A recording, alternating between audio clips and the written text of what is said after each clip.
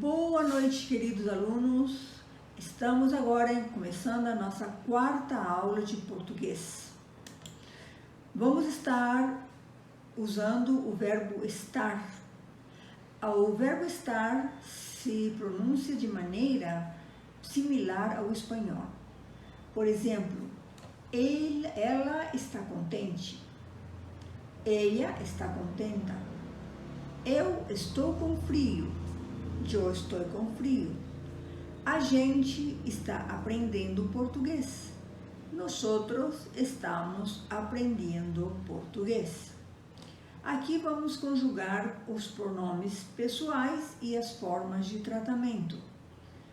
Em português, eu, tu, ele, ela, você, o senhor, a senhora, a gente, nós, eles, elas, vocês. Em espanhol, yo, tu, él, ella, tu, usted masculino, usted en el femenino, nosotros, ellos, ellas, vosotros, ustedes. Então, o verbo em português fica eu estou, tu estás, ele, ela, você, o senhor, a senhora, a gente está. Nós estamos. Eles, elas, vocês estão. Então, a conjugação em espanhol fica assim: yo estoy, tú estás, él, ella, tú, usted masculino, usted en el femenino se pronuncia de la misma forma y el verbo de la conjugación es está, la misma que en español. Que en español también es está y en portugués está y en español está. Nosotros estamos, ellos, ellas, vosotros, ustedes están.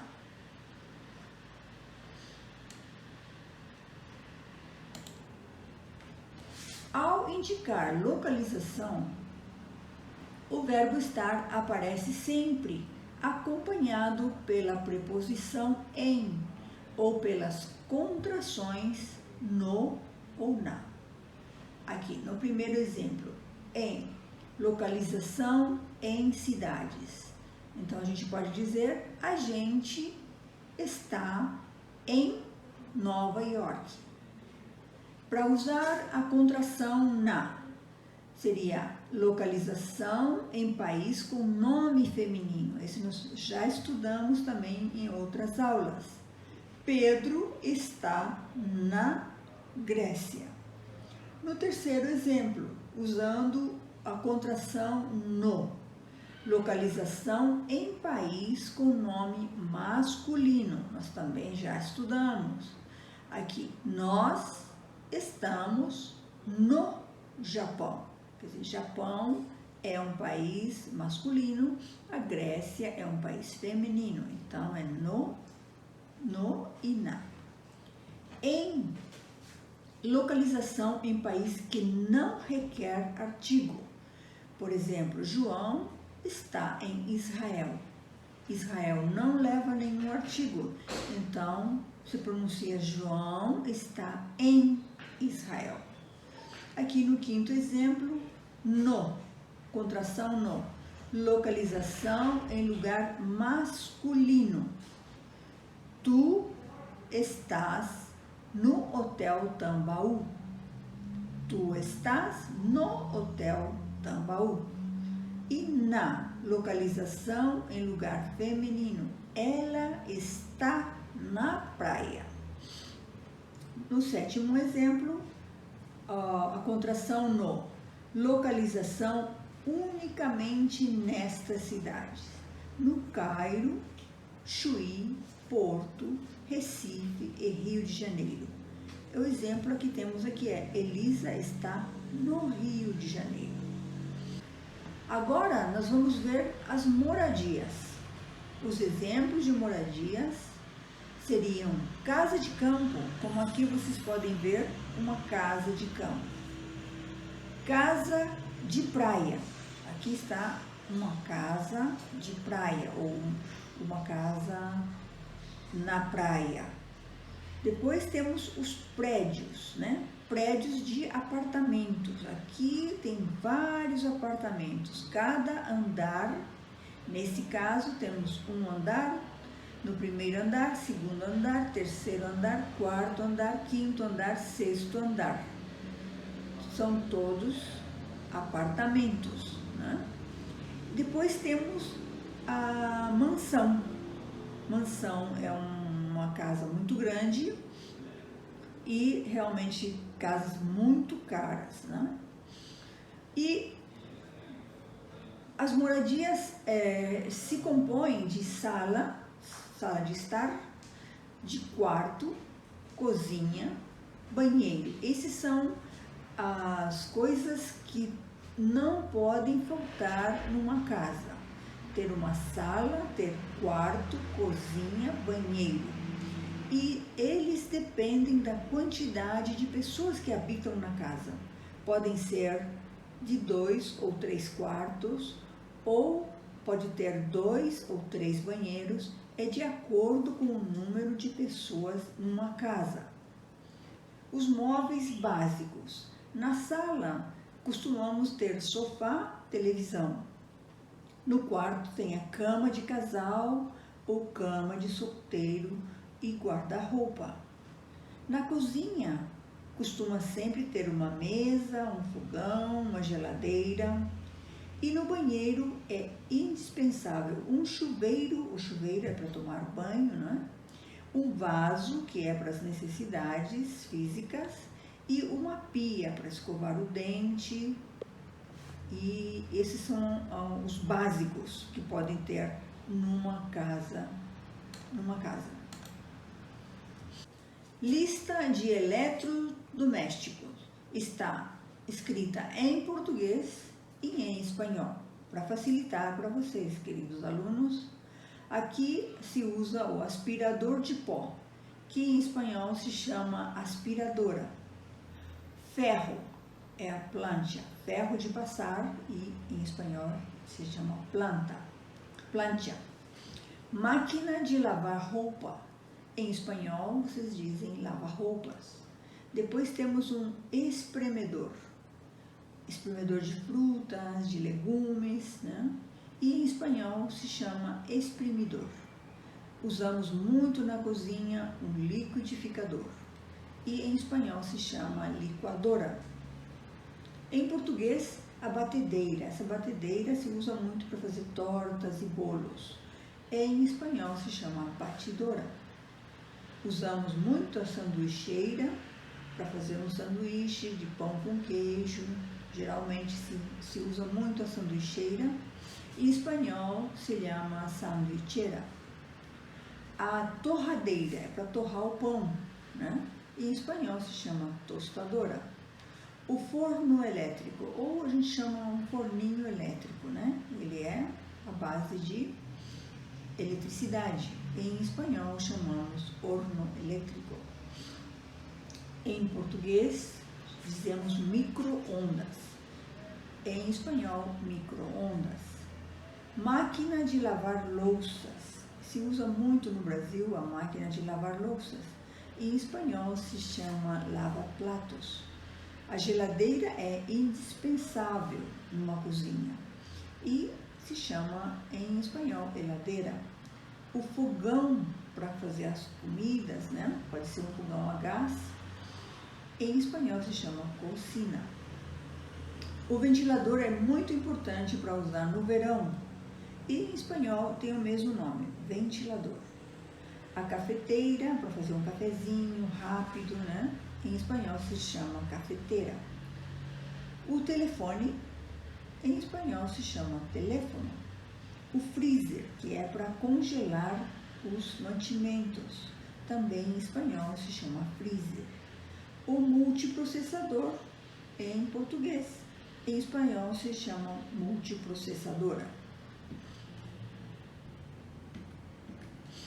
Agora, os sons da fala são produzidos pelo aparelho fonador. Fazem parte do aparelho fonador os pulmões, a laringe, a glote, as cordas vocais, a úvula, a boca e os órgãos anexos.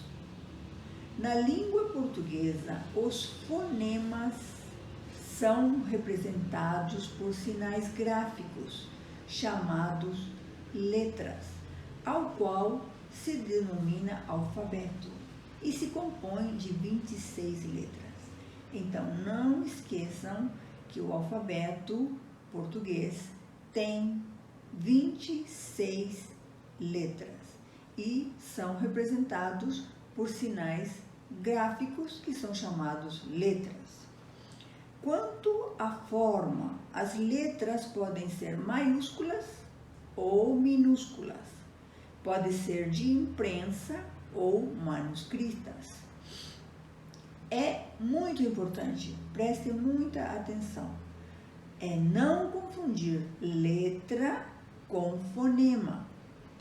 Vocês já sabem que as letras são sinais gráficos, o fonema é o som. Então, quando a gente pronuncia uma palavra, cada palavra tem um som diferente. Então, o fonema é o som, a letra é o sinal gráfico que representa o som.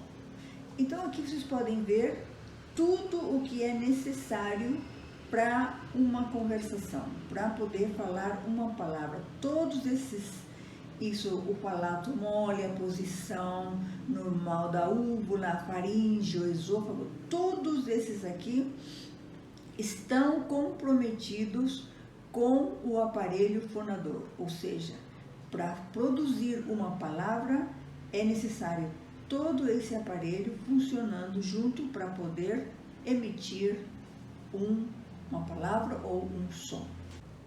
Agora, alunos, vamos passar para sílabas.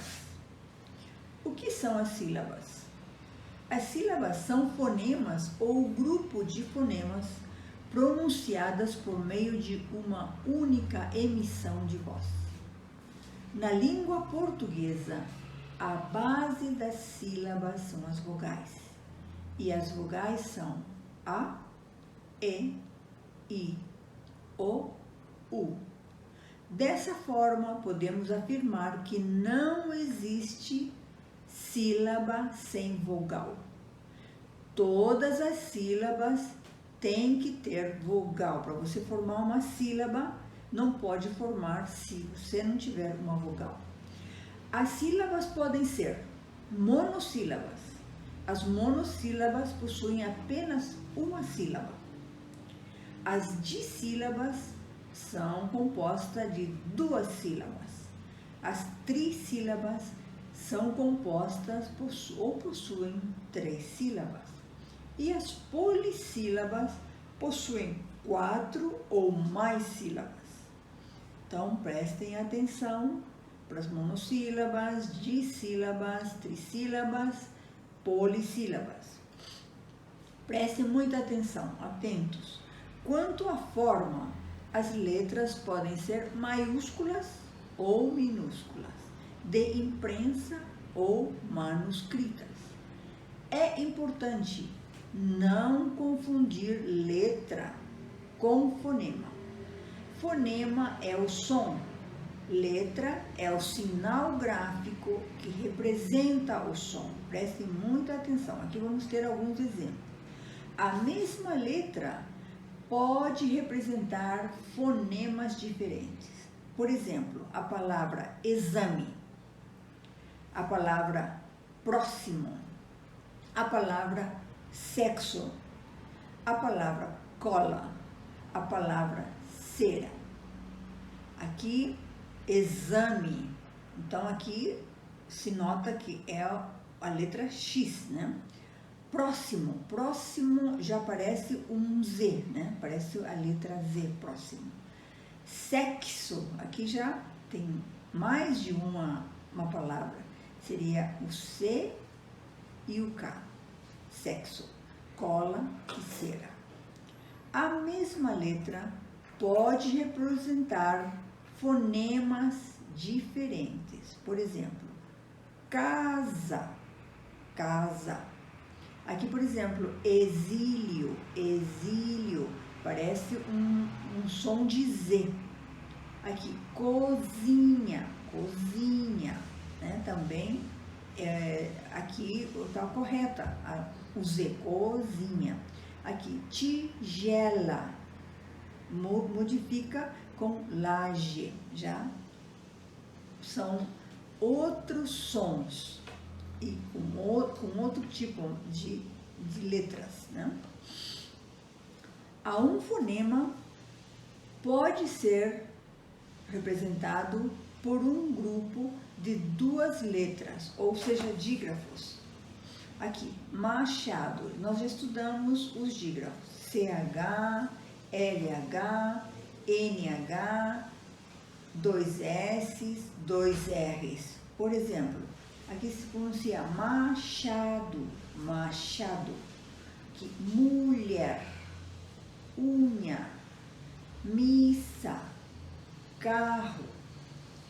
A letra X pode representar ao mesmo tempo dois fonemas diferentes. Táxi, como estávamos vendo, pode ser, tem duas palavras aqui, ó, para pronunciar, né? Seria táxi, táxi. A gente escreve táxi, mas sai com um som de táxi. Aqui, fixo. Só usamos uma letra X, fixo. Mas para pronunciar, pode ver, fixo, fixo. Aqui, tórax.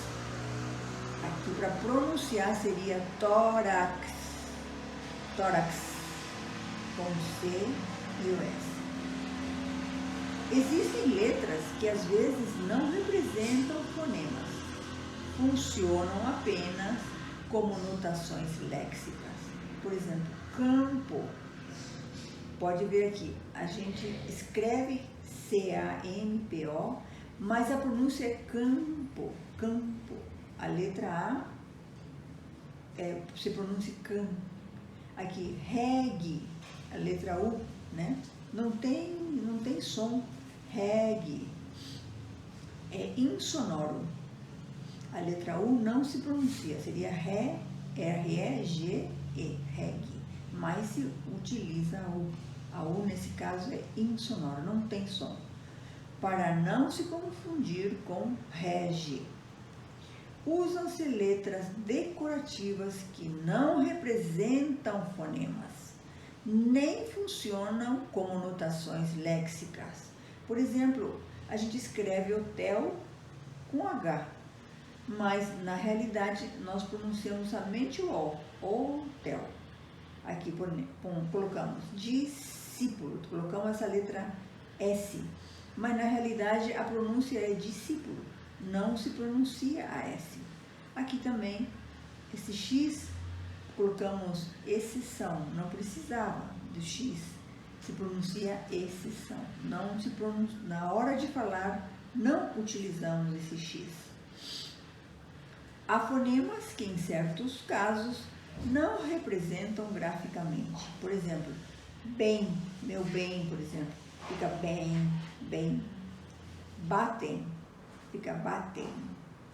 Falam, falam. Muito bem, agora vamos para a classificação dos fonemas. Não esqueçam que fonemas são os sons. Veja a seguir como são classificados os fonemas da língua portuguesa. Muito bem, as vogais. As vogais são A, E, I, O, U. Elas são classificadas de acordo com alguns critérios, como a função das cavidades vocais e nasais. a zona de articulação, o timbre e a intensidade. Todas essas questões aqui, por exemplo, cavidade bucal, nasal, zona de articulação, tudo isso é utilizado nas funções das vogais. A função das cavidades bucal e nasal são orais. O ar sai pela boca. Exemplo, A, E, I, O, U. Seria ato, se, vê, vi, só, fogo, uva. As nasais, por serem vogais em que o ar sai pela boca e pelas fossas nasais, ou seja, se utiliza a boca e o nariz, né? Fossas nasais, são chamadas de vogais anasaladas. Exemplo, an, em, i, Aqui seria fã, né? Para usar bonde, dente, lindo, nunca. Mesmo as que não têm o tio, que é essa gráfica, são pronunciadas como se tivesse. As tônicas são vogais em que são pronunciadas com maior intensidade. Por exemplo, até, bola, gelo, dó, luz. Agora vamos falar sobre as semivogais. Em uma sílaba podem ocorrer de ter vogal e semivogal. Isto é, como pode ter apenas uma vogal como núcleo e a outra vogal será uma semivogal. Sendo assim, as semivogais são aquelas que aparecem juntas ao núcleo silábico, a vogal. Então, tem a vogal e a que aparece juntas são as semivogais. São semivogais porque, ao se juntar com uma vogal, forma uma única sílaba. As semivogais não são pronunciadas com tanta intensidade como as vogais. Geralmente são as letras I e U, que assumem a função de semivogais. Então, alunos, prestem atenção. As semivogais são I e U, são sempre semivogais. E as vogais são as demais, tá bom? Exemplo, coisa, caixa, vai, andei, ouro, papai, biscoito, saudade, pão, série, mão, etc. Bem, agora vamos estudar as consoantes. As consoantes do alfabeto são B, C, D, F, G, H, J, K, L, M, N, P, Q, R, S, T, V, X, Y, W, Z. Ou seja, prestem muita atenção. Tudo que não for vogal é uma consoante. Então, tirando A, E, I, O, U, todas as demais são consoantes do alfabeto. E aqui, para terminar, explicamos que é impossível pronunciar uma consoante sem que ela seja apoiada em uma vogal.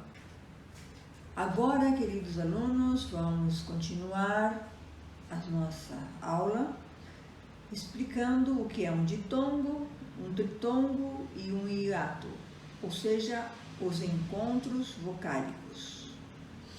O que é um ditongo? Um ditongo é o encontro entre uma vogal e uma semivogal em uma mesma sílaba. Exemplo, coração, muito, vogal e semivogal. Seita, mãe, respeito. E o tipo de ditongo podem ser crescentes, decrescentes, orais e nasais. Logo temos o tritongo. Tritongo é o encontro entre uma semivogal, uma vogal e uma semivogal. Então, no tritongo tem que ter duas semivogais e uma vogal dentro de uma mesma sílaba.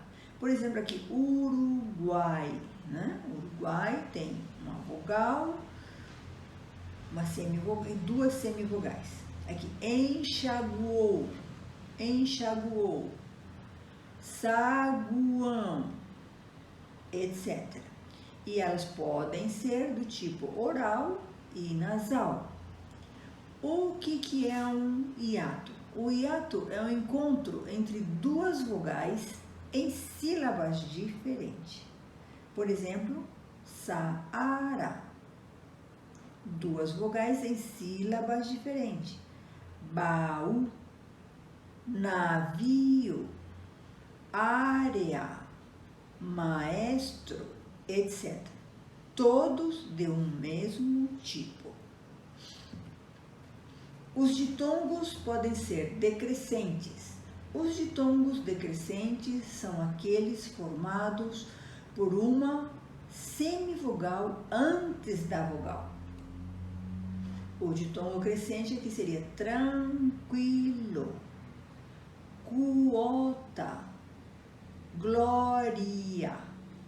Ditongos crescentes são formados por uma semivogal antes da vogal. O ditongo decrescente, os ditongos decrescentes são aqueles formados por uma vogal antes da semivogal.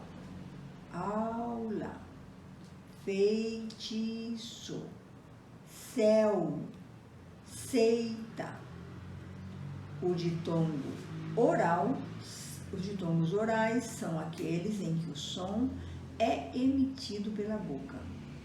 Ditongos formados por ai, ei, ie, oi, ui são orais. Pai, exemplo, pai, respeito, piedade, cuidado. Agora vamos ver os ditongos nasal. Nos ditongos nasais, o som é emitido pela boca e também pela nariz. É o caso das palavras que possuem os encontros vocálicos em, oin, pão, mãe, propõe. Bem, meus queridos alunos, chegamos no final da nossa aula. Espero que seja do agrado de vocês e que estejam realmente entendendo um pouco do que é o idioma português do Brasil. Boa noite para vocês.